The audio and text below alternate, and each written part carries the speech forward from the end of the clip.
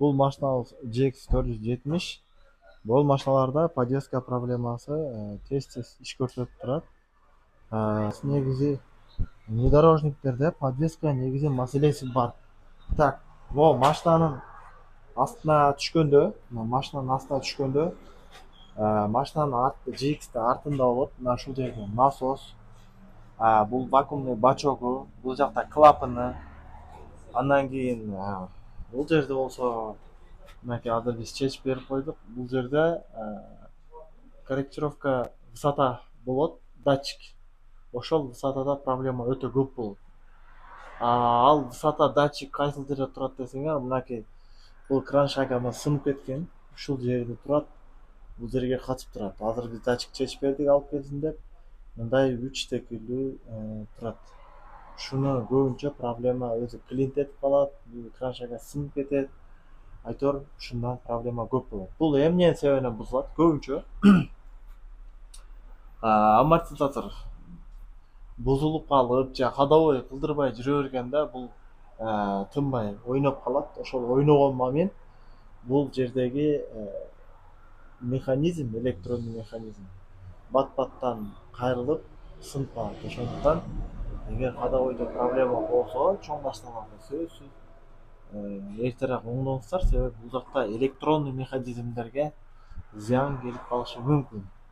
Андан сырткары буларда мына ушул жерде мына клапан клинт этип иштебей калат, же могу проводдор мынакей дайыма лай тип, суу тип иштегендиктен мынакей моторуна дагы күйүп калат. Булардын питанияларын кантип текшеребиз? Насоско келген главный реле капотто болот. Аккумулятордун жанында бул крышканы ачасыңар, пистон, мына жакта пластмассовый 2 болт болот. Ошо экантен аласын көтөртүп, мындай башканарда бул жерде предохранитель, бул жерде карасаңар, мына ушул үрөң эле, бул жерде 2 места, бирөө пустой болот, мына ушул насос болот. Насостун релеси мына ушул жерде болот. Электрондук задание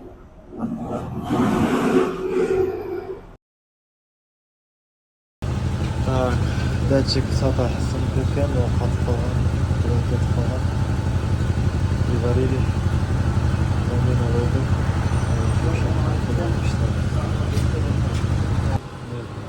Иштеди. Насос качали болот,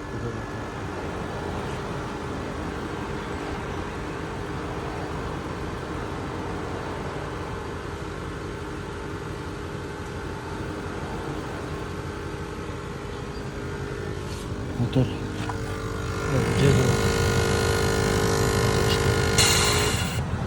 что максимально көтөрүп түшүрөм. Мына клапан кой берет, мотор же обратно иштейт. Бул жерде дагы биз клапан бар.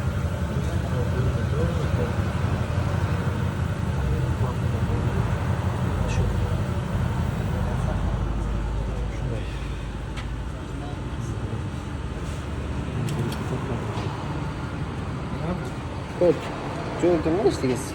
Ашпас. Удалить коет, ошо. Бул жакта ашып калды. Подвесканы жок уже.